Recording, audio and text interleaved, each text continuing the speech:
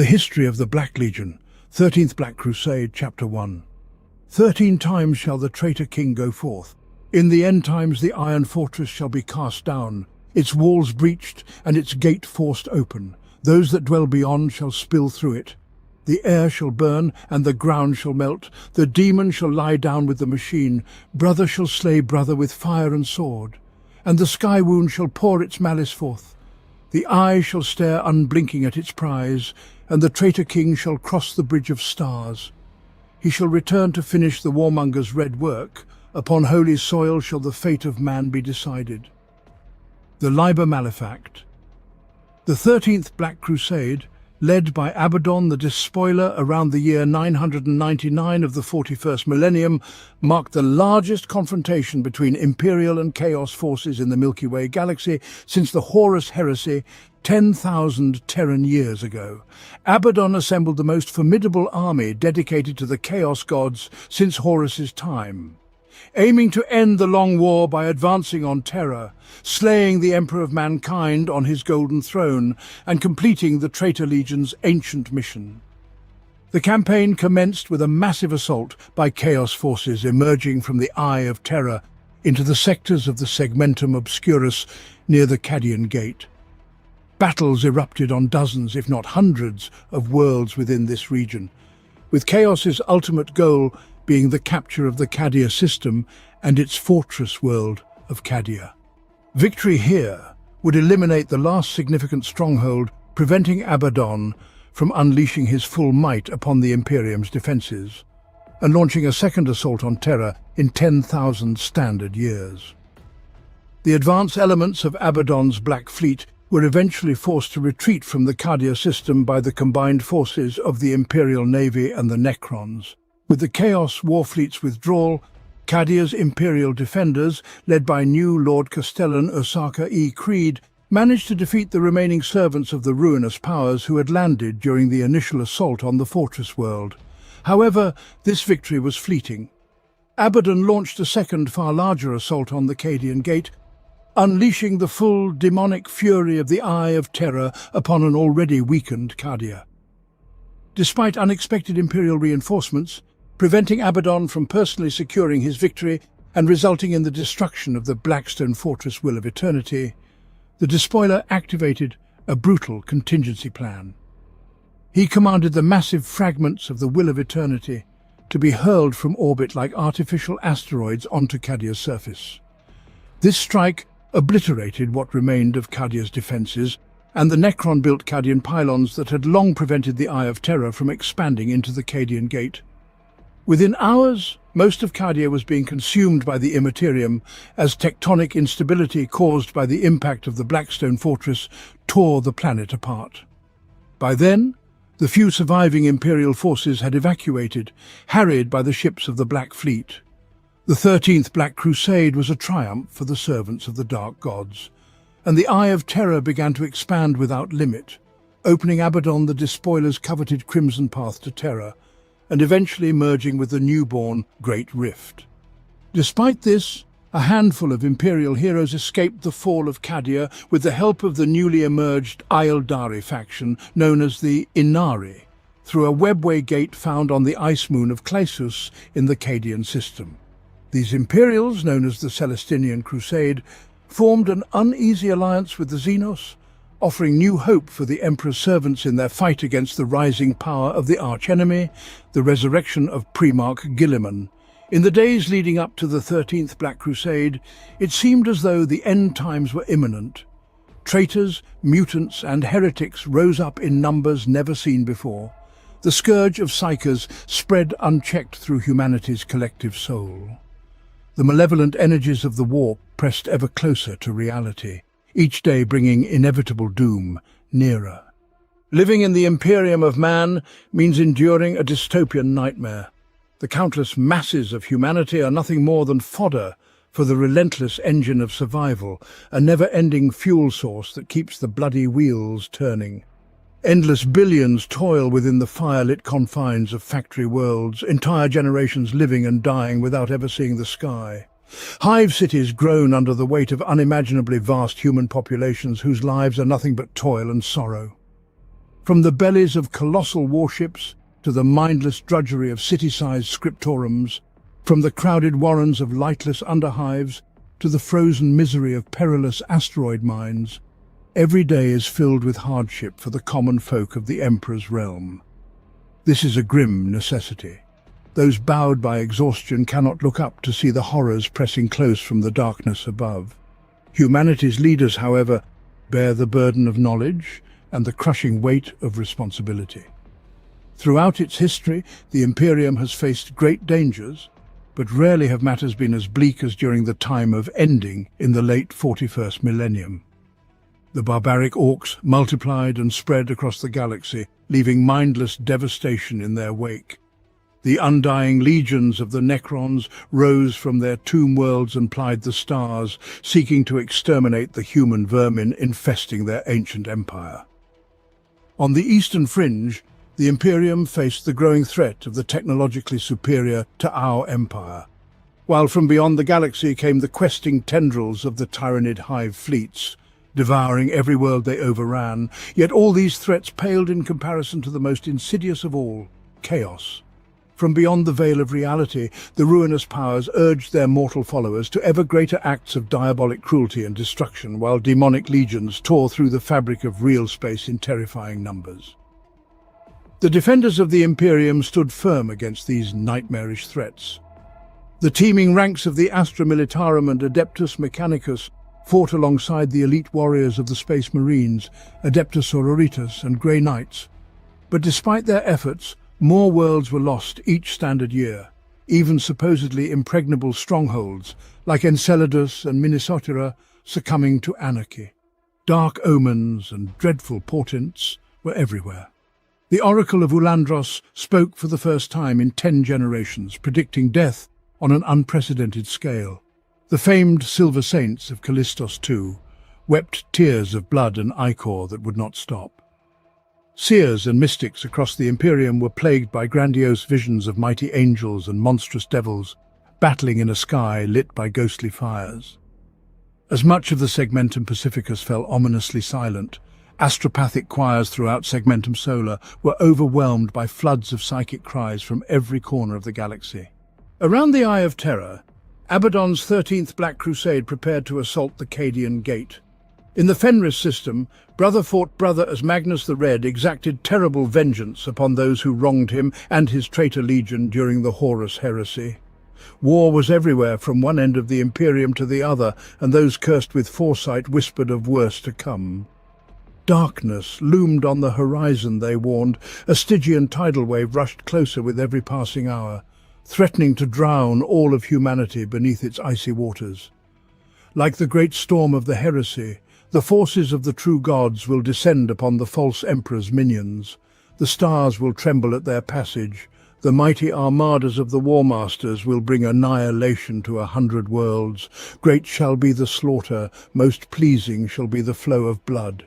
The fools who follow the emperor will be brought low, forced to their knees amidst the corpses of their families and friends. The thrice-cursed one shall become as a living god. The power to destroy the weakling emperor shall be within his grasp. Know this, for these things will come to pass, and the galaxy itself will be the spoils of victory. Constanza the prophetess, burned as a heretic, year 356 of the 38th millennium. To fully grasp the impact of the 13th Black Crusade on the galaxy, it's essential to revisit Abaddon the Despoiler's 12th Black Crusade, better known as the Gothic War. As with many sector-wide conflicts with the arch-enemy, the Gothic War began gradually, with sporadic chaos raids against smaller imperial outposts in the 139th year of the 41st millennium. Ships stricken by Nurgle's plagues were found adrift in the Athena sector of Segmentum Obscurus, accompanied by sightings of the Chaos warship Plagueclaw. Astropaths reported dismaying warp disturbances that increasingly isolated the Gothic sector from the rest of Imperial space.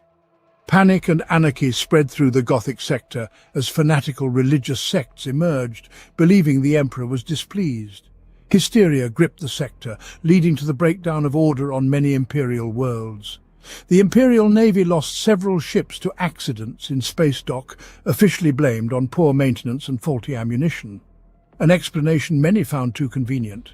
3 standard years after the first Chaos raid on the Imperial listening post at Arx, in the year 142 of the 41st millennium, Abaddon the Despoiler, War Master of the Black Legion and leader of Chaos Undivided, launched a massive assault on the Gothic sector from the Eye of Terror. Abaddon's Chaos war fleets struck a dozen Imperial bases, sending Battlefleet Gothic reeling. Chaos starships attacked across the Gothic sector, revealing Abaddon's true intentions in the Rebo system, home to one of the mysterious Xenos Blackstone fortresses. These massive alien edifices, refitted by the Imperium as orbital bases for Battlefleet Gothic, fell to Abaddon's forces for the first time, allowing him to exploit their advanced technology. Abaddon's fleet wielded a devastating weapon called the Planet Killer, whose name was well earned as demonstrated at the Cardinal World of Savavan. Jeremiah Soldigan, Savavan's orbital defense commander, recounted the planet's utter destruction, describing continents splitting, skies burning and the planet breaking apart. 14 million people died within a single hour, severely impacting Imperial morale. Many worlds were hastily evacuated before the Planet Killer arrived, though not always successfully. Another Blackstone fortress fell at Brinaga, and at Fularis too, Abaddon demonstrated the true power of these ancient constructs. Sketchy Imperial records indicate a massive energy beam from the Blackstone fortress scoured Fularis 2 bare, stripping its atmosphere and reducing its surface to a barren plain. Imperial forces engaged continuously across the Gothic sector, from the Hammerhead Deeps to the Cyclops cluster, struggling to halt the Chaos Warfleet's Black Crusade.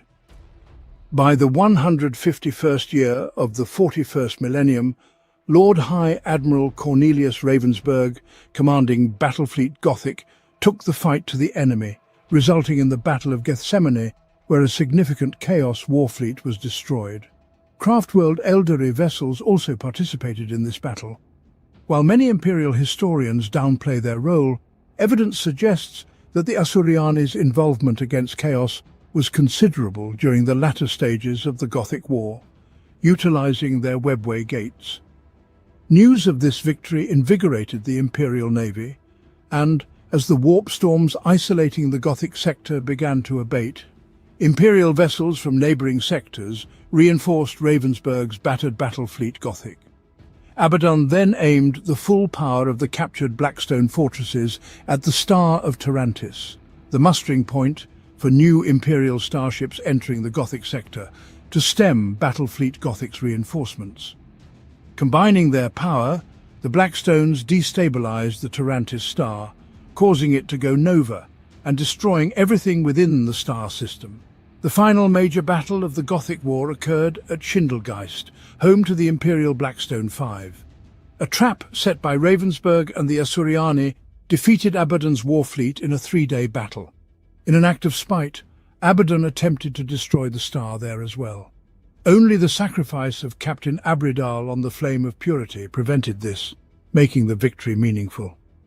Abaddon was defeated but escaped into the Eye of Terror with 2 captured Blackstone fortresses. Various sources claimed they must have been destroyed, but as the 13th Black Crusade would show, this was wishful thinking by the Imperium. As the end of the 41st millennium approached, ominous signs indicated that Abaddon's next dreaded assault was imminent. Numerous drifting vessels were sighted emerging from the warp in the sectors surrounding the Eye of Terror in the Segmentum Obscurus. The astropathic station at Belisar Majoris first reported detecting a large number of space hulks approaching the outer reaches of the Belisar and Agrippina systems. Initially, it was believed that most of these hulks were uninhabited, but this assumption proved incorrect. Estimates indicated these vessels were converging on multiple vectors towards the core planets of each subsector in the Agrippina sector.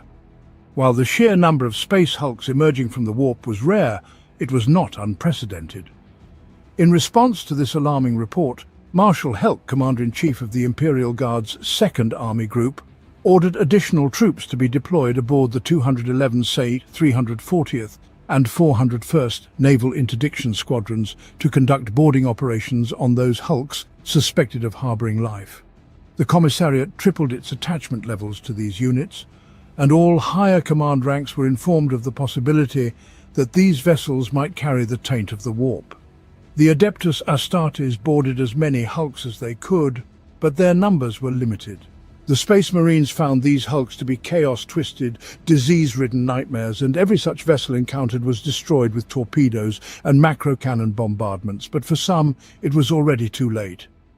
Outbreaks of virulent sickness erupted among many Imperial Navy starship crews within a day of a reported sighting of the dreaded Chaos starship Plague Claw in the outer reaches of the Earthwart system by Captain Rourke of the Dauntless-class light cruiser Duke Lerstefan.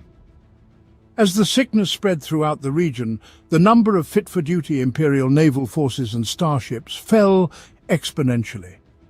More space hulks emerged from the warp, converging on vital strategic worlds.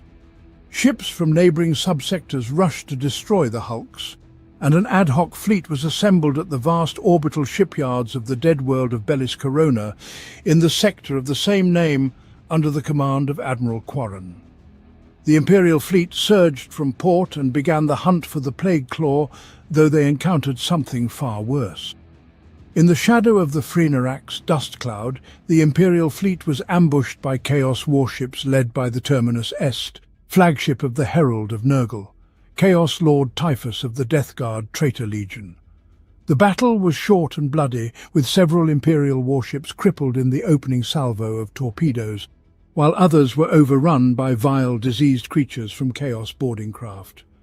Admiral Quarren recovered from his shock and rallied his forces superbly, counter-attacking and fighting his way clear of the Chaos Warfleet's trap.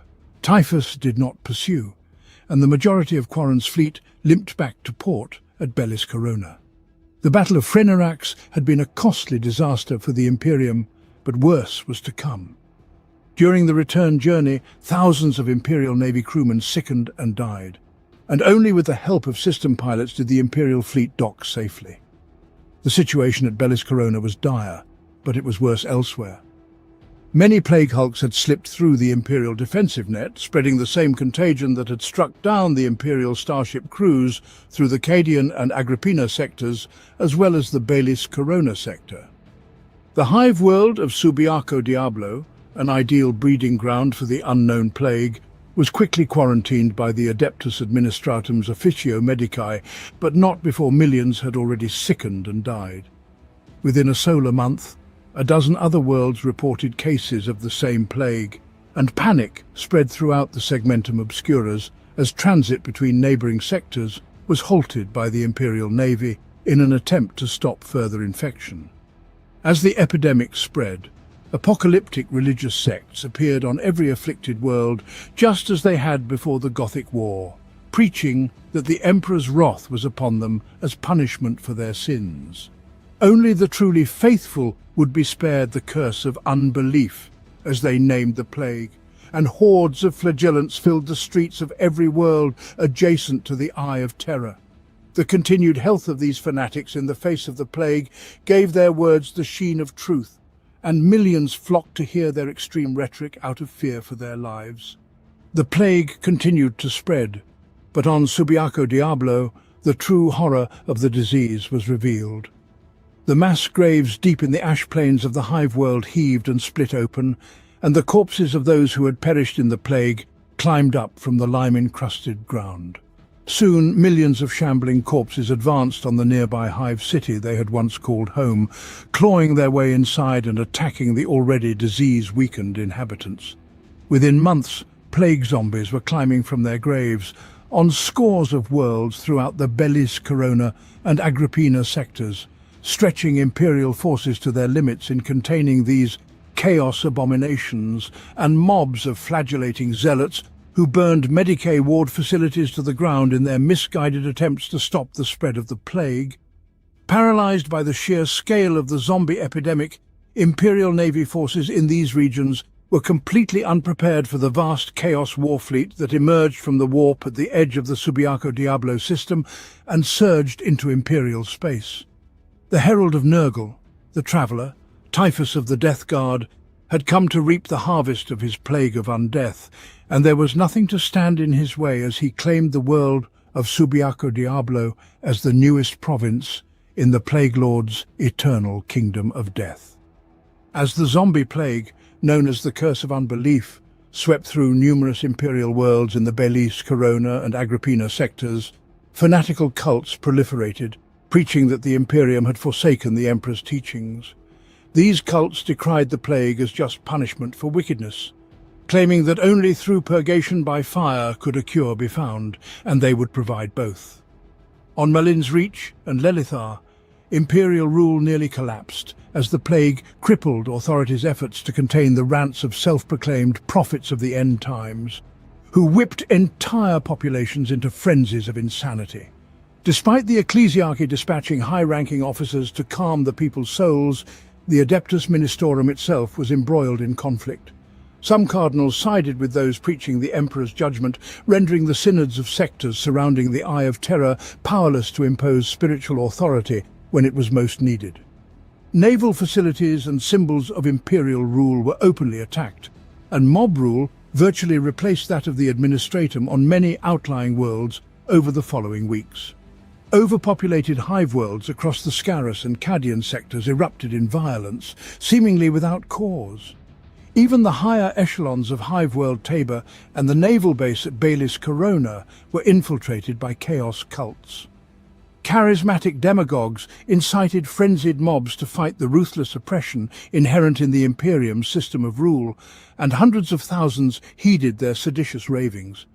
Assassinations and poisonings heralded new eras of anarchy in key war zones, and entire supply fleets mysteriously vanished. Nemesis Tessera, St. Josmain's Hope, and Lelithar were all ravaged by insurrection. In the panicked streets of Thracian Primaris, one man succeeded in uniting the desperate citizens against the evils of chaos as a raving prophet. The worlds of the Belize Corona system underwent a massive recruitment drive for the Imperial Guard and Navy, with priestly delegations stirring up the new conscripts into a fever of righteous anger. In the wake of such a catastrophic breakdown of imperial rule on so many planets, vast disturbances were sensed in the warp, stirring the already volatile Empyrean into violent life. The fringes of warp storm Baphomet expanded to engulf the edges of the Cadian system, and many astropaths reported terrible visions and bloody omens pointing to a time of coming war. Reports indicated a horrifying escalation in the scale of these disturbances. While news from across the segmentum was sketchy, it appeared that a massive psychic backlash caused the astropathic choir chamber at Belisar in one of the spires of Hive Teriax to explode. The top 9 levels of the spire were obliterated, resulting in tens of thousands of deaths. Any doubt that chaos was ascendant was cast aside following these events on almost every civilized world. Even on Cadia, signs of recidivist activity were seen. So close to the eye, Cadians expected the taint of the warp to afflict those of weak soul, and had learned to excise its influence wherever found. In one notable incident, Lord Commissar Salin seconded a company of Kazakin assigned to headquarters security and led a raid on the barracks of the 92nd Cadian Regiment. He rounded up senior officers who, he claimed, were in league with warp agents. No evidence of his accusation was presented to the General Staff, and there was no duty upon the Lord Commissar to do so. The officers were summarily executed on the parade ground of Casa Orlac. That highly regarded Cadian military officers might have sided with the archenemy filled many with shame and confirmed their worst fears. A dark time was surely approaching. On Lelithar, a powerful figure emerged among the raving cults and fanatics, proclaiming himself the voice of the Emperor. An orator of fearsome skill, this individual roused entire populations with his speeches. Many within the Cadian sector high command advocated for his extermination, fearing his influence would lead to further unrest. However, a backlash of those still faithful to the Imperium began. The Inquisition's Ordos Cadia, representing the 3 ordos in the Cadian sector, believed this voice of the Emperor to be extremely dangerous. Lelithar was home to thousands of planetary defense force regiments divided into 65 army groups, and an estimated 40% of their personnel had sided with the voice. Many of these units had deserted, with large numbers making it off-world to locations like Yayor Amistel, Albitern, and Bar-El. The loss of such a body of men to a demagogue was cause for grave concern, but the Ordo Hereticus wanted him dead. Within a week, a resurgence of orthodox piety among imperial citizens occurred, reacting against the so-called voice of the emperor. Initially, the sector high command feared that his teachings might plunge the region into apostasy, yet the people rallied against his followers, casting down his prophets and decrying his false words. His days were numbered as inquisitorial agents of the throne hunted the elusive voice. Despite chaos and anarchy afflicting many worlds, hope remained for the Imperium as long as faith remained strong. The Cadian sector high command ordered a muster at Cadia on the ancient Tyrok fields, so that the Imperium could begin the Emperor's work in earnest. Several systems in the Scarus sector soon reported enemy activity, as did 3 subsectors along the Cassandra Spar. Reports from Philosopher Prime indicated an attack by warriors believed to be from the Night Lord's Traitor Legion. The raid coincided with the local annual festival of the Three Maidens, a holy time when the population of Philosopher Prime and its 3 moons fasted and meditated to better serve the God Emperor. The attackers exploited the fact that most of the populace was cloistered in prayer, descending upon the capital city of Medea like feral predators. Survivors recounted how the enemy made planetfall at Medea's primary generatorium, destroying it and plunging the city into darkness before crippling the reserve power facilities. With the city's power grid down, the traitors roamed the streets, killing at will. It took many hours for the planetary defense forces to mobilize, although militia units mounted heroic improvised counterattacks, all to no avail. By the time the native defense forces could muster, the raiders had vanished, leaving thousands dead in their wake. The world of Xerxia also suffered enemy attacks. A delegation from the Order of the Wounded Heart, an order militant of the Adeptus Sororitas, had arrived on the planet.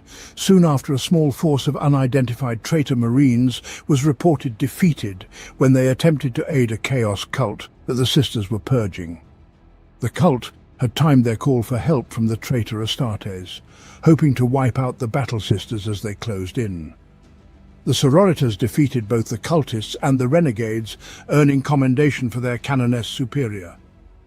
Sector High Command received garbled astropathic communications from forces in the Helotas, Sarlax, Vagera and Skyran systems over the following 12 hours. Though details were unconfirmed, High Command feared the worst. The listening station at Ormontep also came under attack by traitor forces.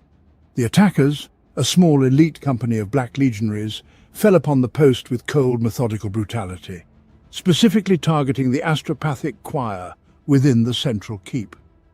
A unit of Cadia and Kazakin mounted a heroic defense, holding off the Chaos Space Marines for several hours before unexpected aid arrived. As the traitors closed on the inner sanctum's barricades, survivors reported mournful howls filling the night.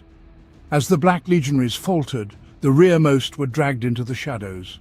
Soon, the traitors were firing blindly into the gloom, their numbers dwindling rapidly. In minutes, the Black Legionaries were dead, their bodies savagely torn open. The only evidence of their mysterious saviors was a distorted Vox recording of the howls. It was later determined by Imperial scholars that these saviors were the long-lost Space Wolves' 13th Great Company, missing for 10 millennia since the Horus Heresy. Reports indicated few station personnel survived and requested a naval task force to investigate. This all occurred amid unprecedented civil disorder across the Segmentum Obscurus. Now, Imperial forces had to guard against both internal and external traitors. During the onset of Abaddon's 13th Black Crusade, a treacherous act struck at the heart of the Imperium's defences. Cadia was alive with preparations. Cadian shock forces mustered alongside the Adeptus Mechanicus's Titan legions, and Skitarii, feral warriors, stood with the Mordian Iron Guard. Amidst this, the Volscani cataphracts, who had landed to join the muster at Casa Tirok, revealed their allegiance to the ruinous powers. Fearing the forces of chaos more than their own demise, they decided it was better to die fighting men than face the horrors of hell again. As the defenders of the Cadian Gate prepared for conflict, the Volscani cataphracts struck the Imperial Guard troops mustering at the Tirok fields. The traitors slaughtered thousands before a response could be coordinated. Their intent became clear when they boarded the Leviathan, excubitoi castellum, the command vehicle of Governor Primus Marius Porelska of Cadia. The traitors killed him and much of Cadia's senior command, including the commander-in-chief of the Cadian Gate's defenders. At this darkest moment, then-Colonel Ursakar E. Creed took control. Rallying the 8th Cadian Shock Troops Regiment, Creed organized a swift counterattack. Leading the charge into the Volskani ranks with his regimental standard-bearer and friend Jaron Kell, Creed reached the command deck first, preventing the desecration of the Governor Primus's body. The governor had died valiantly, with a blade in hand and heretics at his feet. Creed carried the governor's body, wrapped in the banner of the 8th Cadian, back to the Leviathan's battlements. More Cadian regiments gathered around, and from his lofty position, Creed delivered his first exhortation, urging the armies of Cadia to strive until every Chaos disciple shared the Volskani's fate. The host demanded Creed take command. Though he refused 3 times, he ultimately accepted as greatness thrust itself upon him. Through Creed's actions, a potential defeat for the Imperium turned into a defining moment for Cadia's defenders. Every man and woman of the fortress world swore to defend the Emperor's realm with renewed purpose. After the betrayal on Cadia, urgent pleas for assistance were sent to military commands in surrounding sectors. Reinforcements were anticipated from the renowned chapters of the Astartes Priests and the Space Wolves. Naval assets were promised from Sepramundi, and regimental musters had begun in many nearby sectors. The Imperium was mustering its full might, but it remained uncertain if these forces would arrive in time. The imminent threat of a major Chaos incursion was undeniable, but the archenemy would face a prepared Imperium, provided arrangements could be completed in time. Creed promoted capable Imperial Guard officers and ruthlessly demoted or transferred those he found ineffectual. Though many resented his brusque manner, and he made numerous enemies among the established Cadian officer class, his approach was widely seen as necessary given the monumental task at hand. The betrayal at Casa Tirok had severely damaged Cadian morale, but Ursakar E. Creed had magnificently rallied the Imperial Guard and planetary defense forces tasked with defending Cadia and the Cadian Gate. As the new commander-in-chief and Lord Castellan of Cadia, Creed's fierce resolution inspired those under him, galvanizing even the most battle-weary officers into action. As the penultimate year of the 41st millennium began, the organization of Cadia's defenses continued at a rapid pace. Each world contributed regiments and organized its forces into battle groups with sector high command assigning Departamento Munitorum support services as they became available. Cadia was fortunate that many worlds of the Segmentum Obscurus followed its example regarding regimental structure, equipment and combat doctrine. Notable exceptions included units from worlds such as Finret and Mordant. With an initial establishment of 6 to 9 Imperial Guard regiments per battle group, and at least 6 such groups forming an army, Cadian Sector High Command could assign a minimum of 10 army groups to defend every notable world in the region, with the capital worlds receiving as many as 100.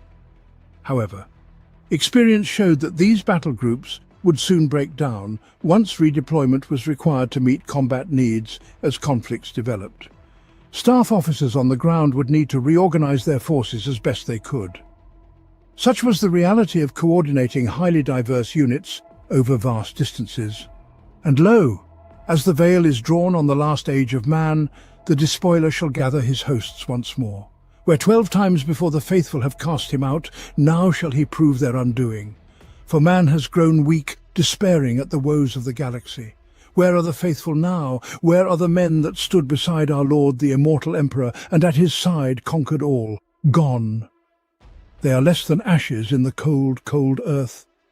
At the 13th hour shall the despoiler return. All humanity shall tremble, for lo, his doom is upon him. The last oration of the heretic archivist of the Gethsemane Reclusium. With the worlds of the Cadian Gate nearly crippled by internal strife and the plague of unbelief, Abaddon the Despoiler launched an invasion into the Emperor's realm, unleashing a power not seen since the darkest days of the Horus heresy. Highly trained units of Cadian Kazakin, maintaining their constant vigil around the Eye of Terror, often ventured into the outer reaches of the Maelstrom, desperate to find some indication of where the first blow would land in early the year 999 of the 41st millennium. Astropathic divination pointed to the blighted world of Earthwort, a chaos-held world, its population sacrificed to the dark gods. Finding only death and plague zombies infected with the curse of unbelief, the Kasrkin prepared to withdraw. Suddenly, a frantic Vox communication from their warships in orbit reported numerous vessels advancing on Earthwort from the Eye of Terror. The Kasrkin tried to fall back to their dropships, but it was too late. The Imperial ships in orbit were either crippled or forced to disengage and make best speed for Cadia.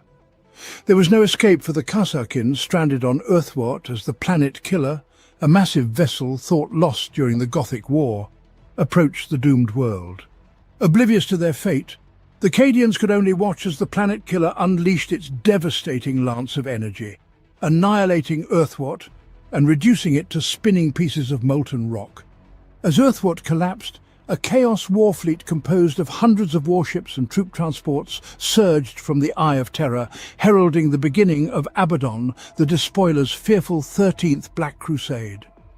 A psychic death scream from the doomed world of Earthwort, more piercing than the Astronomicon, ripped through the ether. Astropaths and forward Imperial listening posts detected the emergence of a traitor war fleet, consisting of hundreds of warships and troop transports, all on a course for Cadia. Reports indicated that the Plague Claw and Terminus Est, along with a massive flotilla of plague hulks, had emerged in the Subiaco Diablo system.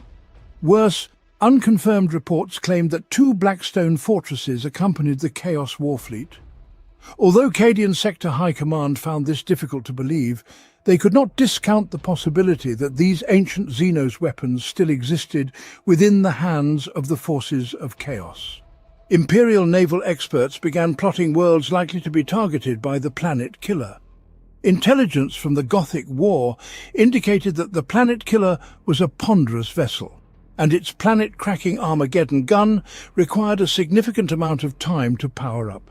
The vessel was likely to be accompanied by a large fleet which would distract and subdue the Imperium's naval forces until the Planet Killer could unleash its main weapon. All available Imperial naval assets were tasked with locating such a flotilla, and system defense pickets were put on high alert for any signs of an unusually large Chaos war fleet approaching one of their worlds. The wave of Abaddon's invasion soon broke across the sectors surrounding the Cadian Gate, and it became evident that the Inquisition fortress world of Nemesis Tessera was to be the main target of the first phase of Chaos assaults. This became clear when the arch-enemy launched an assault on the Chima Lomas system. Nereus, the primary world of the system, was taken by enemy forces with contemptuous ease. According to Cadian High Command's best estimates, Chima Lomas was not a target in its own right, but was taken to secure the forces of Chaos's lines of communication along the Roke conduit. 17 Planetary Defense Force army groups, supported by the Imperial Guard's battle group Neth, contested the enemy's planetfall 300 kilometers south of the Nereus Delta. Intelligence reports suggested that the defenders of Nereus had held up an invasion force at least 50 times their own strength for a whole solar day. The last transmission from General Neth suggested he was prepared to sell his forces dearly. After crushing Chima Lomas, Abaddon's forces dispersed as they entered the Kensi Gulf, with splinter forces assaulting the world of Overis Gulag, where no command communications had been received for over a solar month. The voyage across the Kensi Gulf to Nemesis Tessera was accomplished with alarming speed, with all elements of the Chaos fleet translating into the target system within a solar week of one another. A feat of astronavigation through the warp, possible only with the darkest sorcerous arts. Why the enemy chose an inquisitorial fortress world like Nemesis Tessera as the initial target of its assault remained a mystery. Cadian Sector High Command speculated that the system was chosen out of sheer hatred for the potent agents of the Golden Throne. The importance the arch-enemy placed on destroying Nemesis Tessera was evident from intercepted communications. The forces of Chaos invested significant resources in the assault. After their landings, it appeared that the Inquisition's fortress might hold. But Cadian High Command could only speculate that millions of traitors and heretics had made planetfall upon the icy surface. They estimated that those who did not fall to Nemesis Tessera's inhospitable climate would soon be hunted down by the Inquisition. However, Segmentum High Command realized that the assault on Nemesis Tessera was merely a prelude to the greater storm about to engulf the Cadian sector. Soon, the skies above the worlds of the Segmentum Obscurus turned black with countless dropcraft as the dread forces of Chaos began their invasion. The planet killer, Abaddon's flagship, drifted ever closer to the Cadian system. Terrible, mighty Chaos space marines trod the surface of worlds they had not set foot upon for 10 millennia, their hatred and thirst for vengeance truly knowing no bounds. The Imperial Navy, forced to fight a desperate holding action against the seemingly endless waves of chaotic vessels, was eventually reinforced. With their orbital defences already breached and the fleet forced into withdrawal, world after world in the Cadian sector came under attack. Initially, the Imperial forces held, even pushing the enemy back at Belisar, Macharia, Vigilatum, and especially Xerxia and Cantrael. Yet the enemy soon found their weak points, throwing countless thousands of low-born filth at the Imperial forces so that the Chaos Armada's real masters, the traitor Marines, could exploit them. The Chaos warfleets continued their relentless advance upon Cadia, pausing only to allow the Blackstone fortresses to scour Demios binary to a barren rock. Lightning arcs of incandescent energy raised the planet's surface bare, killing millions of Imperial servants and destroying every structure in a matter of solar hours. Chaos vessels quickly overwhelmed the orbital defences of Solar Mariatus, the outermost planet of the Cadian system. Hundreds of dropships carrying Traitor Guard regiments of the infamous Volscani cataphracts descended to the surface, attacking the mining outposts and capturing the valuable ore refineries from the defending units of the 23rd Cadian Regiment. The traitor forces established a forward base of operations on Solar Mariatus to launch attacks throughout the system. The first of the inner worlds of the Cadian system to fall was the prison world of St. Josman's Hope, where inmates threw their lot in with the invaders, hoping for freedom. They were granted only eternal damnation, as their liberators turned out to be the renegade space marines of the Violators' warband, devoted servants of Slaanesh, the Prince of Pleasure.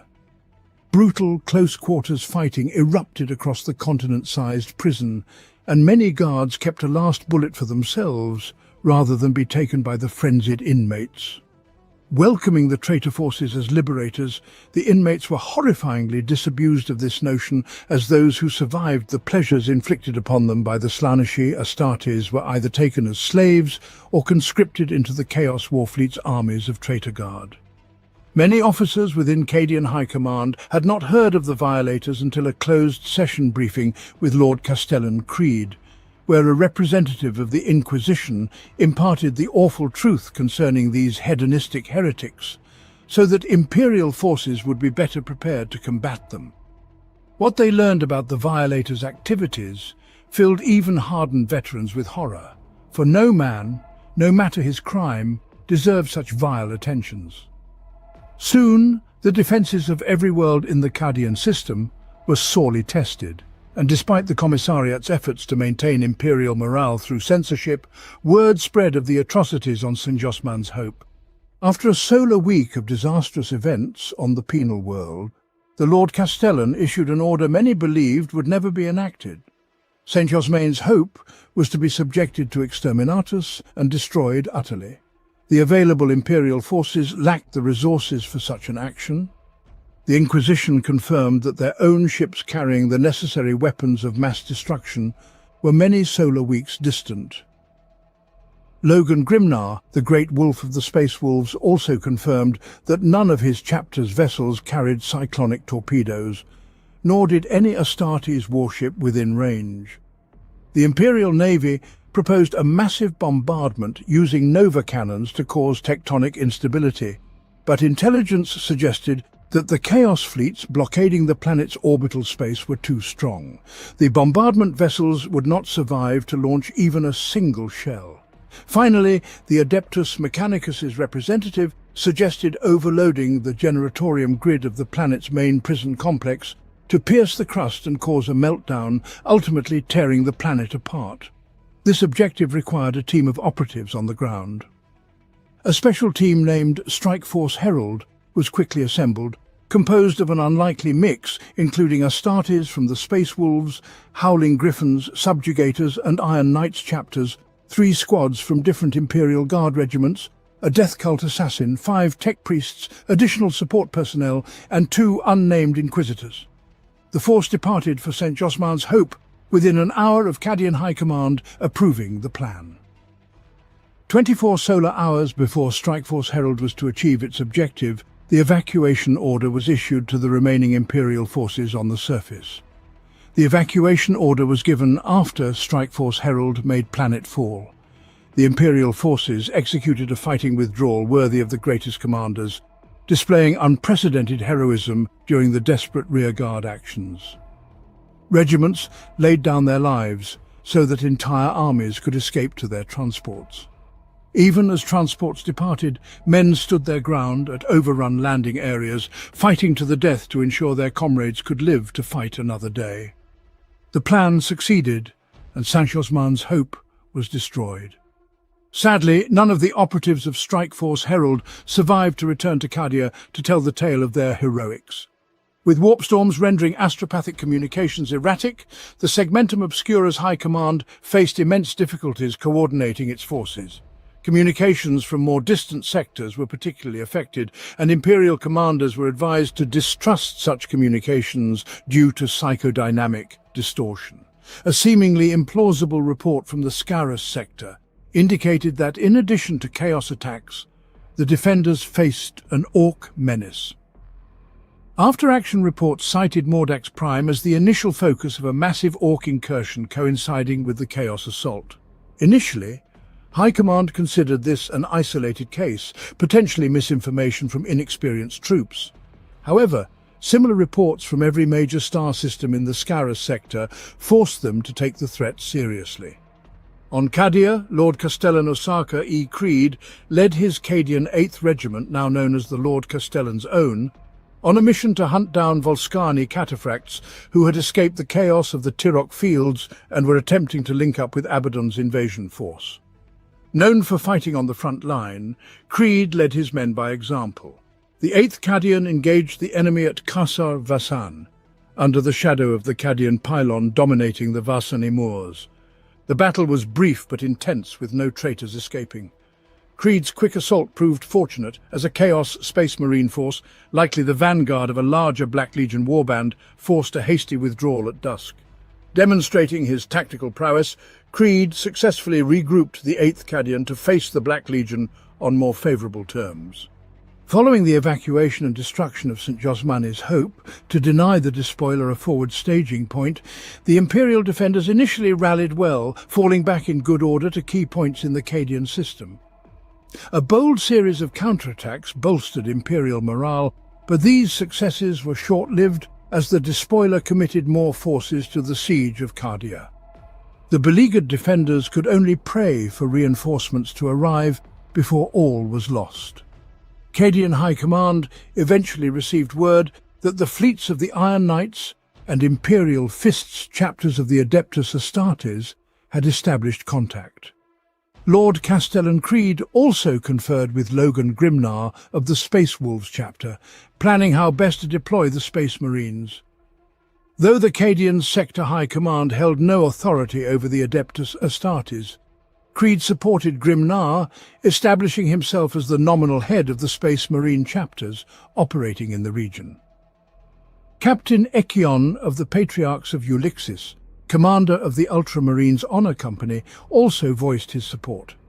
Additionally, Cadian High Command received word from the Adeptus Mechanicus Temple at Casa Galan that the Ordo Reductor, consisting of ancient and venerated siege engines akin to the Astartes dreadnoughts, would reinforce the Cadian defences. Unfortunately, not all news was good. The situation on Lelithar had drastically worsened. In an attempt to capture the heretic calling himself the voice of the Emperor, the Legio Ignatum of the Collegia Titanica, the Death Spectre's Space Marine chapter, and the Uran Dragoons Imperial Guard Regiment laid siege to the world's capital city. A large portion of Lelithar's native defence forces and populace rebelled, slaughtering the planetary governor and his staff.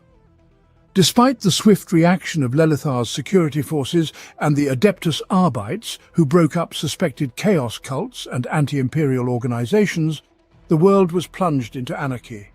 The inability to control Lelithar, even with a Titan Legion and a Space Marine chapter present, greatly concerned Cadian High Command. The voice of the Emperor continued broadcasting his lies across the region. Within Cadian High Command, tension arose over an analysis of the Traitor Legion's attacks ordered by the Lord Castellan. Supreme Grand Master Azrael of the Dark Angels. Chapter demanded the cessation of this analysis, asserting that the actions of the traitors were the business of the Astartes alone. Creed rejected this assertion, deeming it ridiculous under the current crisis, and Logan Grimnar supported him. Consequently, Azrael withdrew the cooperation the Dark Angels had previously offered. Multiple new Chaos incursions were continuously reported to the Cadian High Command, with the Night Lord's Traitor Legion featuring prominently. Imperial analysts concluded that the Night Lords had been used in a vanguard role during the early stages of the Chaos invasion, proving extremely effective in their mission. Known for their savage assaults and notorious for their cruelty, the Night Lords spread terror among Imperial civilian populations, leading many to fear that their world would be next.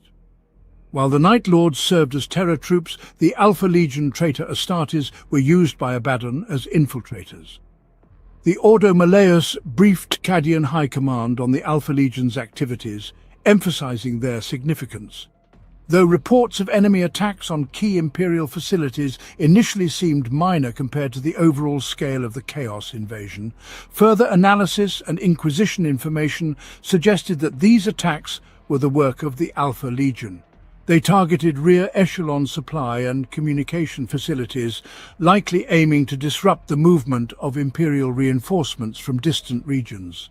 On Belisar, the Emperor's children, led by the immortal Chaos champion of Slanesh, Lucius the Eternal, revelled in the agony of the populace. Meanwhile, the Death Guard's Plague Marines stalked the battlefields of Amistel, surrounded by the corpses of those claimed by the Plague of Unbelief. Following these traitor legions were the hordes of the lost and the damned. Traitor Guard, mutants, chaos cultists, and depraved humans who desecrated the domains of mankind. Their acts of destruction and desecration in the name of the ruinous powers shook even the most stoic Imperial defenders. While the war on the surface of many worlds in the Cadian system, particularly St. Josmain's Hope and Sola Mariatus, went poorly, the war in space was fought more favourably for the Imperium. Abaddon's primary fleet actions focused on the Cadian system, with the situation changing daily. Chaotic naval forces found themselves stretched thin, unable to fully exploit their victories. Although the Imperial Navy could not directly oppose the arch-enemy's fleets around most of the Cadian system's worlds, they maintained control of the inter-system space lanes within the Cadian sector. The Imperium could not afford to let their guard down, especially on routes where they hoped to confront the planet killer. Allowing it to pass would be an unthinkable failure.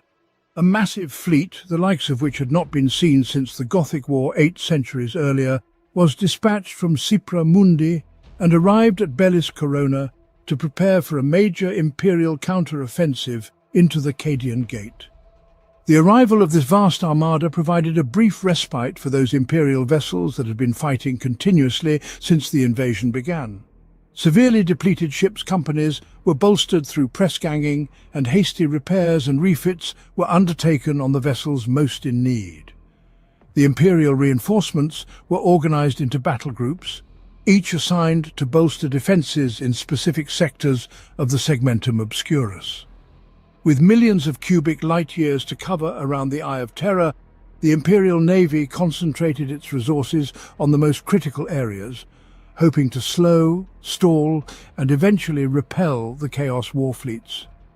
In the latter stages of the campaign, Abaddon's fleet approached the agri-world of Lortox. The Ultramarines Honor Company launched a daring counter-assault as the planet killer neared the planet on the outskirts of the Agrippina sector. This action bought Lortox's planetary defense forces enough time to evacuate a significant portion of the population before the world was destroyed by Abaddon's weapon. Though the Ultramarines succeeded in crippling the planet killer, the massive vessel managed to limp away.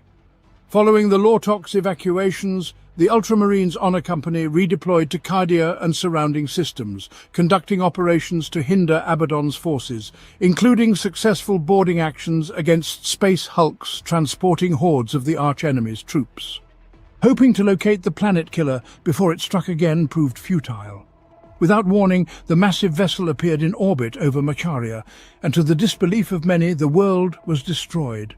Millions of loyal subjects perished at the hands of the despoiler and his despicable weapon, casting a pall of dread over the Segmentum Obscurus High Command. Early successes gave way to a grim reality. The Imperial forces were now fighting to prevent being overwhelmed entirely. Despite the desperate situation, the Imperium clung to the hope that Abaddon would not destroy Cadia, believing its pylons essential for the continued stability of the Cadian Gate. Determined to make their last stand on Cadia, the Imperium prepared to hold the world at any cost. Amid the war engulfing the sectors surrounding the Eye of Terror, a new and unexpected faction entered the fray. The elusive ships of the Eldari were sighted by Imperial Navy crews and ground troops across at least a dozen sectors. These Xenos warships sometimes intervened in battles, aiding overwhelmed Imperial vessels and allowing them to escape, while at other times they attacked without provocation.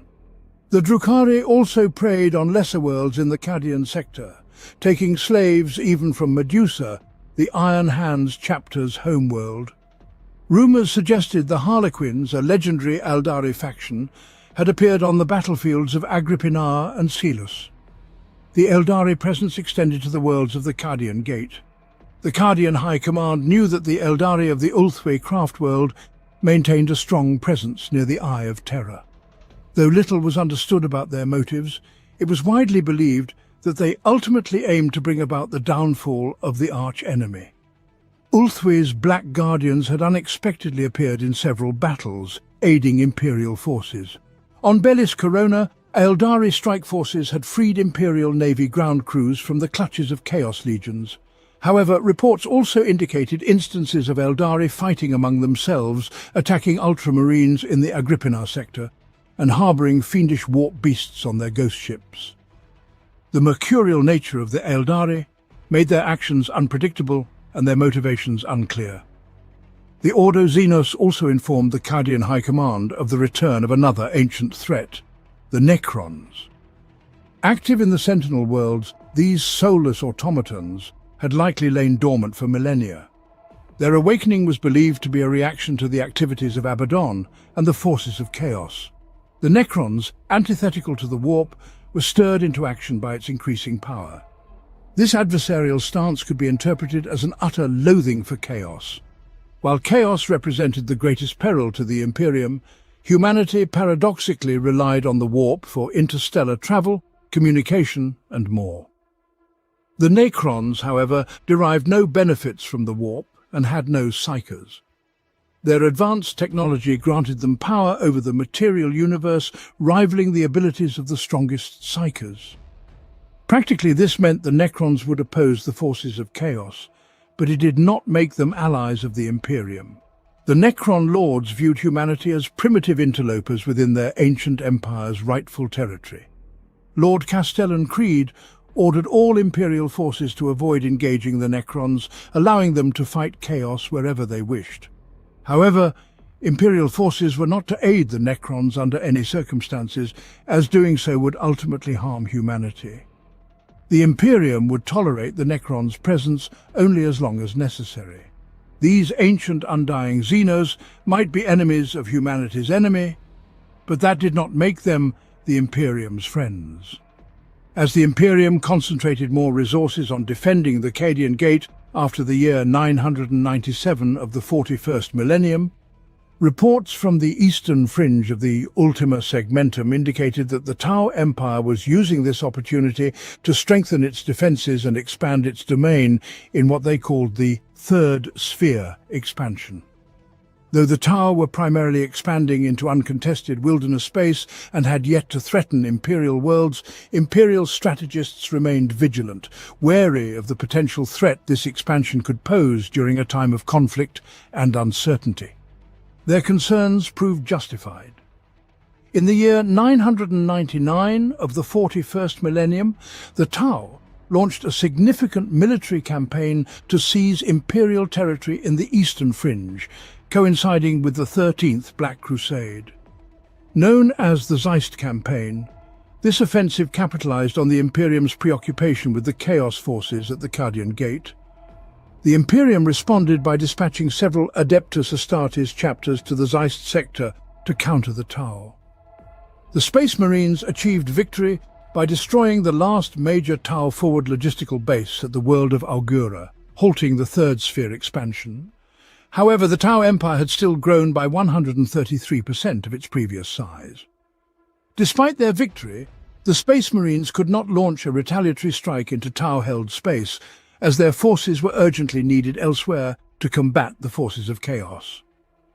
The Cadian High Command received further briefings from the Ordo Xenos on other factions assailing mankind as the forces of chaos battered the Cadian Gate. The Eldari were active in the sector's oculus, their intentions unclear and their actions erratic. One moment aiding Imperial forces, the next attacking them. The High Command understood that the Eldari fought solely for their own interests and planned accordingly.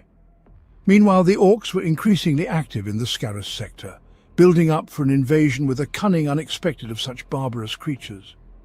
Additionally, the Inquisition warned of alien infiltrations near the Subiaco Diablo system, particularly from below the galactic plane, though they provided few details. They insisted that any such attacks be reported immediately. Despite being beset on all sides, the Imperial forces remained resolute. They were determined to take every enemy into oblivion with the last cry of the human race. Within the Marlin's Reach system, a new threat emerged in the form of Dark Apostle Erebus and his word-bearers Traitor Legion, who were causing significant damage to Imperial efforts. Erebus sought not only to slaughter, but to convert the people of the Imperium, spreading corruption and manipulating events to his advantage. Erebus managed to lure the Ultramarines Honor Company into a trap on the world of Thassia, in the Marlin's Reach system. Expecting to draw Erebus into battle, Captain Echion and his forces instead encountered a force of Eldari at a planet-bound webway portal. Advised by the Cadian High Command that the Eldari had occasionally aided Imperial forces, Echion offered them the chance to retreat without bloodshed. However, the Eldari launched an unprovoked attack, leading to a prolonged and vicious battle in the dark, methane-shrouded groves of Thassia. Both sides suffered heavy casualties. Eventually, Echion ordered his forces to regroup for a final assault, only to find the enemy's positions abandoned. Upon reaching the Eldari portal, Echion's librarian, Lesrus of the Sons of Gilliman, informed him that the Xenos had fled through the webway and were working to seal the portal from afar. Echion vowed never to trust the Eldari again after losing so many of his brethren for so little gain. Erebus had cunningly maneuvered his enemies into futile combat against each other, using the distraction to launch an attack elsewhere on the primary world of the Marlin's Reach system. For 3 solar days and nights, Marlin's Reach was subjected to a hellish ordeal. Warp storms erupted around the planet, cloaking its 3 moons in a sickly violet haze and unleashing waking nightmares that drove the population to madness. Many took their own lives, while others roamed the streets in a frenzy of violence. On the 3rd night, the Wordbearer's landing craft descended from the tortured sky, establishing a drop zone just kilometers from the Ministorum district of Ruskin City, the world's capital. The defenders of Marlin's Reach debilitated by hours of psychic torture, could only offer scant resistance to the traitor Marine's assault. The word-bearers desecrated Ruskin Cathedral with such blasphemies that imperial edict forbade recounting them, except to high-ranking individuals. Somehow the word-bearers summoned creatures from the warp into the ruined cathedral before departing. Imperial forces on Marlin's Reach struggled for days to contain the demonic incursion. The creatures were only banished when Captain Ikion's forces arrived in orbit and obliterated the entire site with an orbital bombardment. The commander of the Ultramarines Honor Company recounted that it was the only way to be sure. Though many Imperial forces and much of the capital city were lost in the barrage, it was considered a merciful end compared to the horrors inflicted by the demonic servants of the ruinous powers. During the 13th Black Crusade, the Aeldari Webway, a secret network allowing travel across the galaxy in an instant, was breached by intruders seeking its darkest secrets. Ahriman, the Chaos Sorcerer and former Chief Librarian of the Thousand Sons Traitor Legion, had gained access to the Webway. For millennia, Ahriman had sought the Black Library, a hidden craft world containing all the knowledge the Aeldari had accumulated about chaos over millions of years.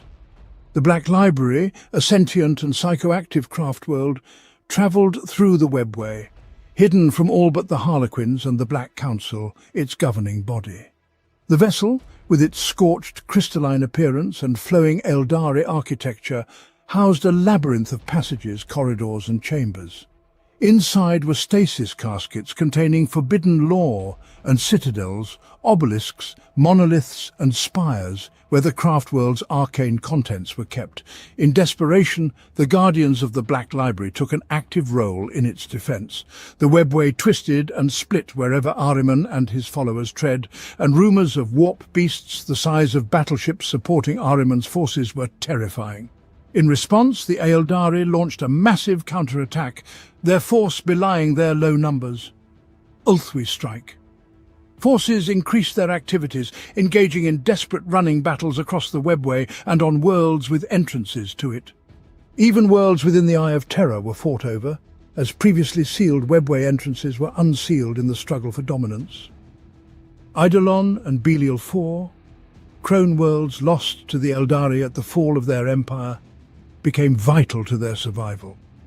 It was rumoured that Morgan-Ra, the Harvester of Souls and one of the immortal Phoenix Lords, led the Aeldari forces across the crone worlds of the Belial system, unearthing ancient Aeldari artifacts in the process.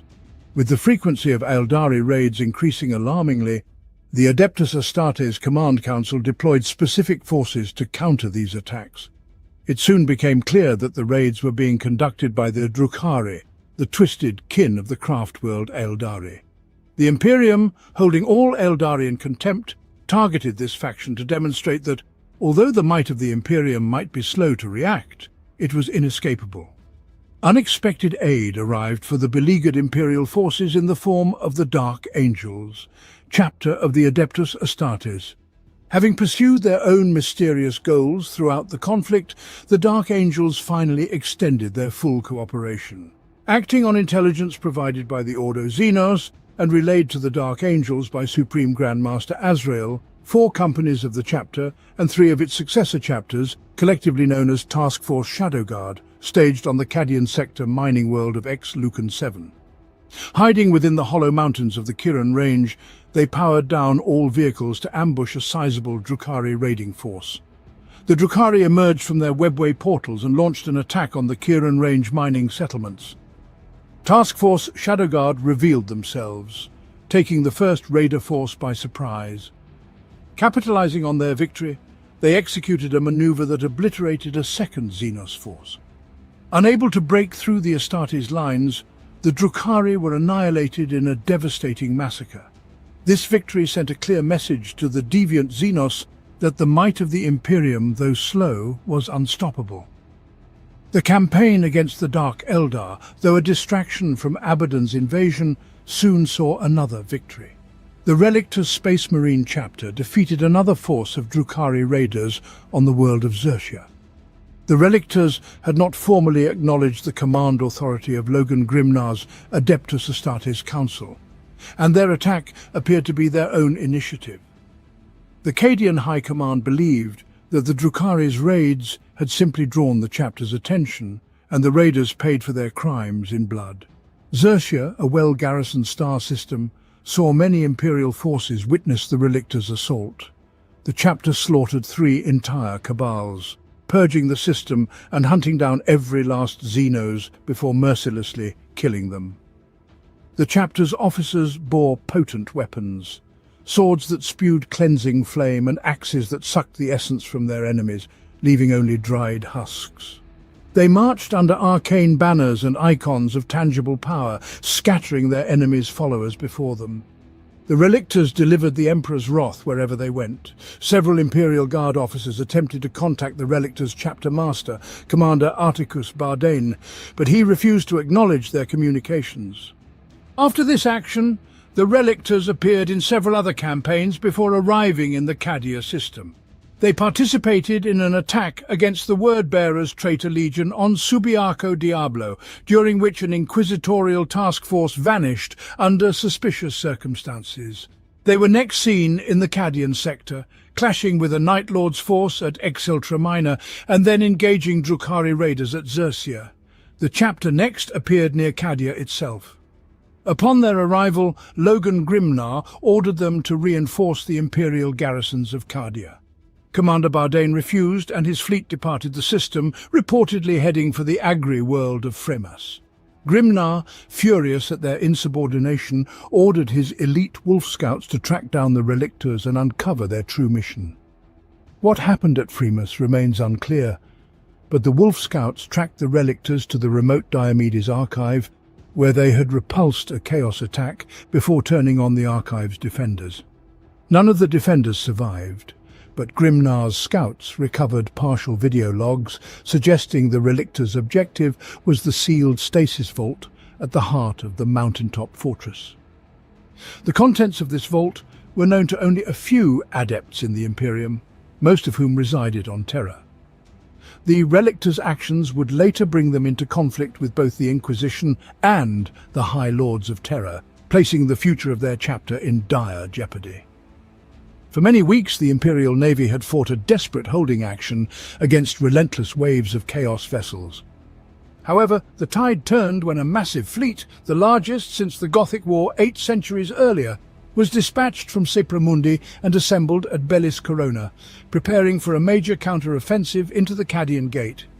This vast armada provided much-needed relief to the continuously fighting Imperial vessels, allowing for the bolstering of depleted crews through indiscriminate press-ganging and hasty repairs on the most damaged ships.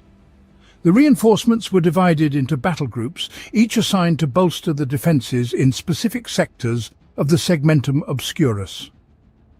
The regions around the Eye of Terror spanned millions of cubic light years, and only by concentrating resources in the most critical areas could the Imperial Navy hope to slow, stall, and eventually repel the Chaos war fleets. By gaining the upper hand, it was hoped the enemy forces would soon find themselves cut off from aid and reinforcements. Despite reports of Orc mercenaries joining the fray, and the Eldari fleets mysteriously drawn away from the Cadian Gate, the Imperium's iron fist was slowly but surely being brought to bear. Ancient defense laser batteries on Demios Binary, combined with orbital bombardments on Laurentix and Siwan, harassed the servants of Chaos wherever they were found. Lord Admiral Quarren, commanding the Imperial Navy assets in the Cadian system, repeatedly defeated Chaos warfleets much larger than his own, allowing reinforcements to reach the fortress worlds.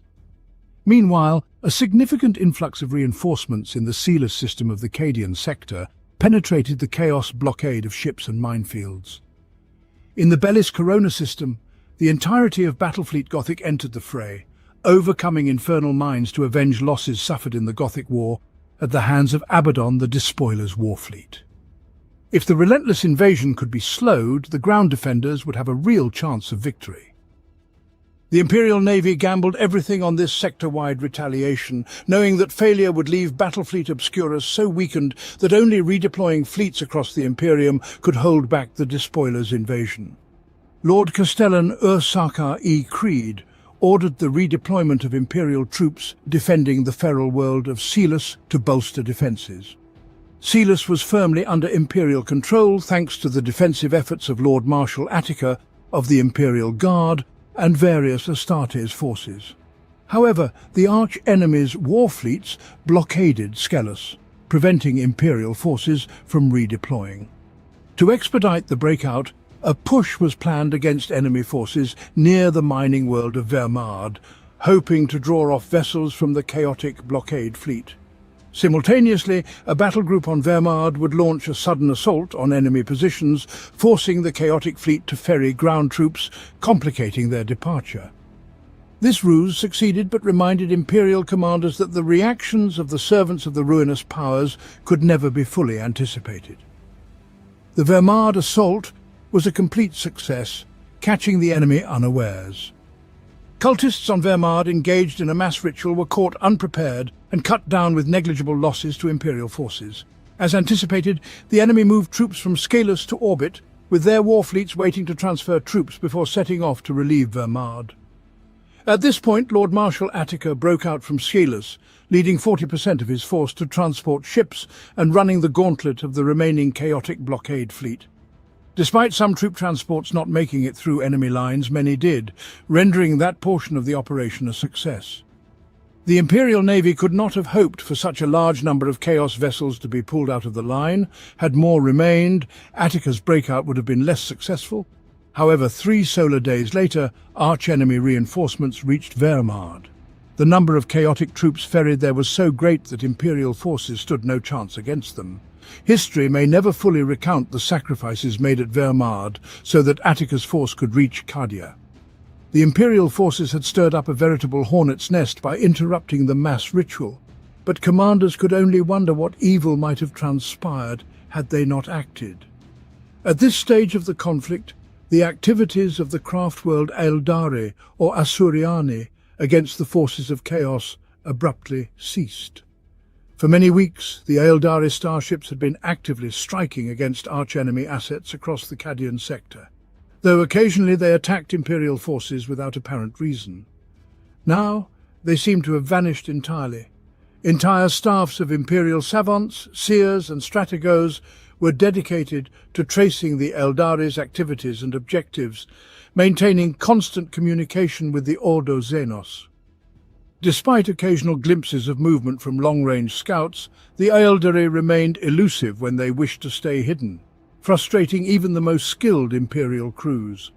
Progress was eventually made in uncovering the reason for the Eldari fleet's sudden disappearance. An Imperial scout vessel recorded traces of Eldari activity in System XT 90304/G, an empty star system in wilderness space, 30 light-years northeast of Balis Corona. On the system's outskirts, the Imperial vessel detected and captured an image of a prodigious-sized vessel before being detected itself. The picked capture revealed that the Eldari had redirected their efforts because the forces of Abaddon possessed a Blackstone fortress, an ancient Xenos-forged engine of destruction not seen since the end of the Gothic War. With the planet killer already threatening the Segmentum Obscurus, this new threat compounded the danger to the Imperium. If the typically aloof and uncaring Eldari were committed to combating the Blackstone fortresses, the threat they posed must have been dire indeed. Meanwhile, the Orcs continued to pressure several worlds in the Scarus sector, notably Letha II and Mordax Prime. The Magi Biologus of the Adeptus Mechanicus believed the Orcs were exploiting the opportunity presented by Abaddon's invasion to launch new attacks against distracted Imperial targets, though they did not consider it a true alliance with the Despoiler. The situation on these worlds was grim. Mordax Prime, a forge world of prodigious output, was particularly critical. Its loss would severely damage the Imperium's war effort. The Imperial forces feared what monstrosities the Orcs might create if they captured Mordax Prime's production lines. 15 Imperial Guard army groups and 5 legions of cybernetic Mechanicus Skitarii troops continued to hold the Forge world, yet this vast force was insufficient to stem the green tide. Segmentum Obscurus High Command planned to send an additional 35 to 40 Imperial Guard regiments from the regional reserve to bolster Mordax Prime's defences. However, the Orcs broadcast their intentions to capture the world they called Mordaka Prime on every Imperial channel. The situation became so desperate that Imperial High Command considered petitioning the Inquisition for an exterminatus to prevent the world's resources from falling into enemy hands. Across the Cadian system, war raged on every world. Vigilatum was nearly lost to the ruinous powers, though a small Imperial rearguard stubbornly defended the naval Taclogis facility. Solar Mariatus was also sorely pressed by the despoilers' hordes, and the Cadian Sector High Command ordered reinforcements to prevent the loss of its munitions and essential war material. With Imperial Navy reinforcements inbound, Cadia's defenders had to hold out a little longer. Ursarkar Creed, hailed as the most able Imperial Guard commander since the legendary Lord Solar Macarius, faced a significant challenge. His sub-commanders had not proved as capable. Abaddon's invasion was so sudden and mobile that many Imperial commanders at the star system and planetary levels could not coordinate their actions, reacting to the enemy's attacks rather than dictating their own terms of battle. Creed issued stern orders for his subordinates to take the initiative at a planetary level or fall to the enemy. For the choice was that simple. Though the arch-enemy had gained a temporary advantage at Vermard, the Imperium was now firmly in control of Salus.